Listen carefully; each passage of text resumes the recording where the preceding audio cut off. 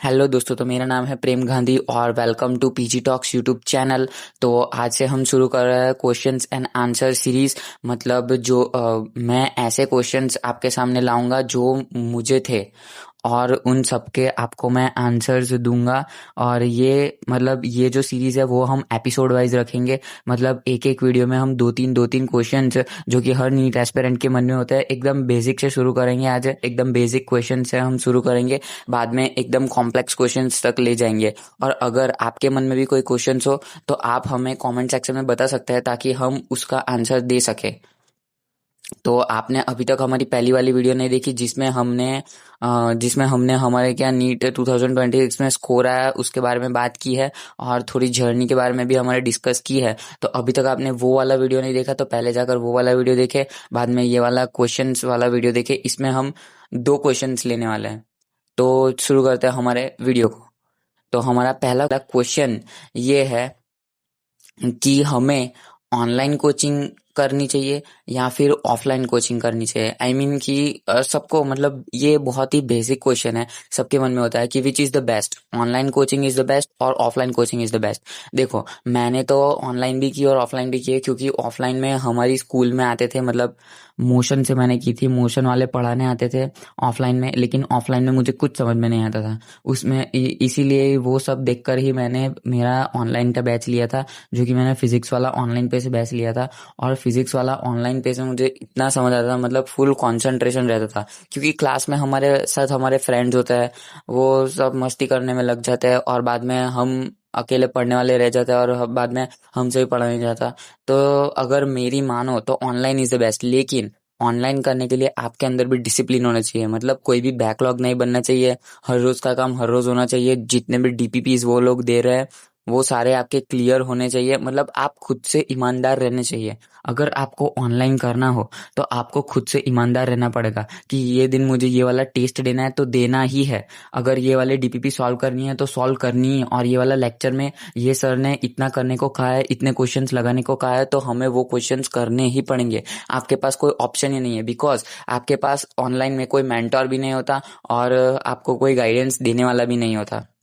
मेरे साथ ऐसा ही हुआ था। मुझे कोई गाइडेंस देने वाला भी नहीं था और मेंटोर भी नहीं था। तो आपके लिए जो आपको बेस्ट लगे वो आप करो।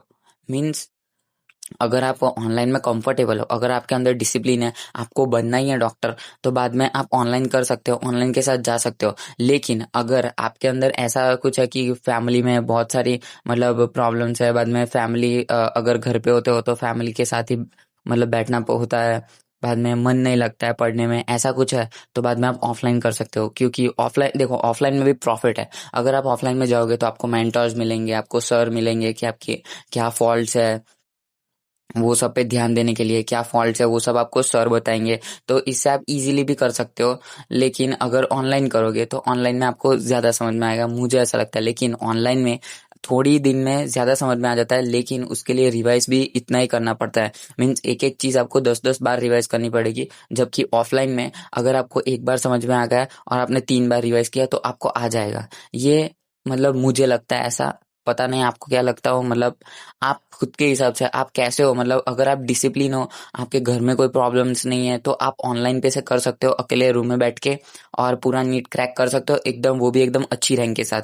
लेकिन अगर आपके मतलब घर में प्रॉब्लम्स तो नहीं कह सकते, मतलब घर में आपको ऐसा एनवायरनमेंट है कि आपको घर में पढ़ना अच्छा नहीं लगता है, तो आप ऑफलाइन कर सकते हो। तो हमारा पहला क्वेश्चन यही एंड होता है। तो अब बढ़ते हैं हमारे सेकंड क्वेश्चन की तरफ। तो हमारा सेकंड क्वेश्चन है कि आपको, अगर आपने 11th और 12th, ये सिर्फ ड्रॉपर के लिए क्वेश्चन है, अगर आपने 11th और 12th की है तो आपको ड्रॉप ईयर में नोट्स बनाने की जरूरत है या फिर नहीं। देखो, ये बहुत कॉम्प्लेक्स क्वेश्चन तो हम नहीं कह सकते, ये भी एक बेसिक लेवल का ही क्वेश्चन है। अगर देखो, आपने 11th और 12th में एकदम बढ़िया नोट्स बनाए हैं, अगर अगर आपको नोट्स देख के ऐसा लगता है कि नहीं, मतलब मेरी नोट्स जो है वो सफिशिएंट है नीट के लिए, मतलब उसमें पूरा कंटेंट भरा हुआ है, तो आपको नोट्स बनाने की कोई ज़रूरत नहीं है। लेकिन अगर आपकी नोट्स में ऐसा कुछ है कि आपको ऐसा लगता है कि नहीं, अभी बहुत सारी इन्फॉर्मेशन लेनी बाकी है, मतलब अभी बहुत सारी इन्फॉर्मेशन गैदर करनी बाकी है, ये वाले कोचिंग में तो इतना सारा पढ़ा रहे हैं और मैंने नोट्स में कुछ नहीं लिखा, तो फिर आप नोट्स बना सकते हो। मतलब देखो, नोट्स बना के सिर्फ आप मेहनत ही कर रहे हो। अगर आपने पहले से नोट्स बना रखी है तो उसको ही रिवाइज करो। मेन नीट एग्जाम में है रिवीजन। जितना आप रिवीजन करोगे उतना ही आपका स्कोर बेटर होगा। जितनी आप फिजिक्स के क्वेश्चन में प्रैक्टिस करोगे उतना ही आपका स्कोर बेटर होगा। जितना आप केमिस्ट्री के डेरिवेशंस या फिर वो सब जो केमिकल इक्वेशन होती है बाद में फॉर्मूलाज वो सब याद रखोगे उतना ही आपका इंक्रीज होगा स्कोर। आप नोट्स बना के कोई फायदा नहीं है। मतलब नोट्स बनानी चाहिए। एक बार आपने नोट्स बना ली, बाद में देखो मैंने क्या किया था कि मेरी 11th की नोट्स मतलब इतनी अच्छी नहीं थी, तो मैंने मेरे ड्रॉप ईयर में सिर्फ 11th की नोट्स बनाई थी। लेकिन 12th की जो नोट्स थी वो मेरी अच्छी थी, तो मैंने क्या किया था कि 12th जो मतलब 12th में भी मतलब मैंने ड्रॉप ईयर में भी 12th तो पढ़ा ही था, लेकिन जो भी 12th में एक्स्ट्रा लिखा रहे थे क्योंकि पेपर टफ आया था और सब कोचिंग एक्स्ट्रा एक्स्ट्रा सब करा ही रहे थे थोड़ा थोड़ा, तो मेरे कोचिंग में भी जो एक्स्ट्रा करा रहे थे वही मैंने सिर्फ गैदर किया था मेरी नोट्स में। मतलब ऊपर ऊपर से जो जहाँ स्पेस बाकी हो वहाँ मैंने लिख दिया था। तो आप ऐसा भी कर सकते हो। तो अगर आपके पास नोट्स ही नहीं है, मतलब आपने 11th और 12th पढ़ा ही नहीं और नोट्स ही नहीं है, तो फिर डेफिनेटली आपको नोट्स बनानी चाहिए। लेकिन अगर आपने नोट्स बनाई थी, मतलब थोड़ी भी नोट्स बनाई थी कि मतलब 11th की आपका अच्छा गया हो, कि 11th की आपने बहुत बेहतरीन नोट्स बनाई थी, तो फिर पूरी नोट्स बनाने की कोई ज़रूरत नहीं है। सिर्फ आप जो एक्स्ट्रा इन्फॉर्मेशन जो आप अभी कोचिंग से पढ़ रहे हो, जो एक्स्ट्रा इन्फॉर्मेशन आपको दे वो सिर्फ अंदर लिख दो बस, और रिवाइज करो। मेन रिवीजन है। जितना आप रिवाइज करोगे उतना आपका स्कोर बेटर होगा। तो एपिसोड 1 के लिए हम इतना ही वीडियो रखते हैं, आपका भी टाइम वेस्ट नहीं करते हैं। तो एपिसोड 1 के लिए हम इतना ही क्वेश्चंस रखते हैं। और अगर आपके मन में भी कोई क्वेश्चन है तो आप हमें कमेंट सेक्शन में बता सकते हो, तो उसका हम अगले वीडियो में आंसर देंगे आपका कमेंट पिन करके। तो मिलते हैं हमारे अगले वीडियो में। अभी के लिए टाटा, बाय बाय।